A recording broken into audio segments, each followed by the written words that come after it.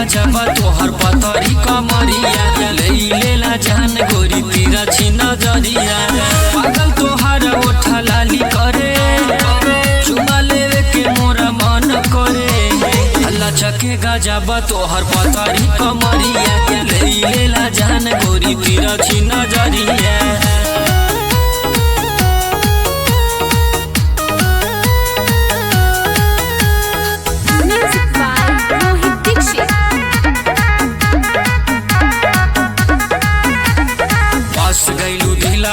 जहिया से देखली भइली तोहार नहीं सोचली समझली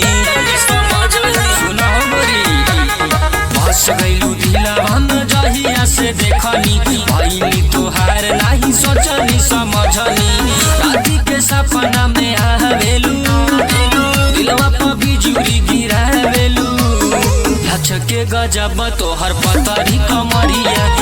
लेला जान गोरी तेरा छिन जरिया।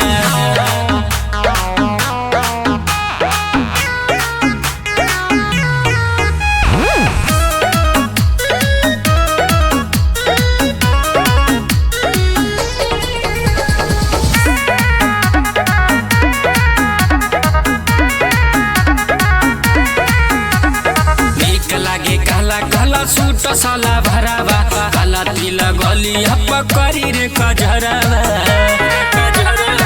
जाने का हो नीक लागे काला काला सूट साला भरावा काला तिल गली पे करी रे कजरावा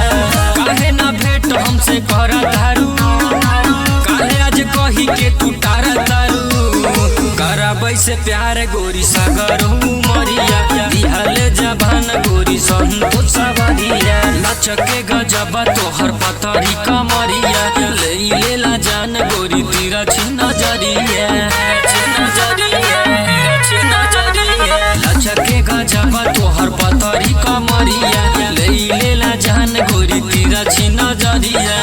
पागल तोहर ओठा लाली करे चुमा लेवे के मोरा मन करे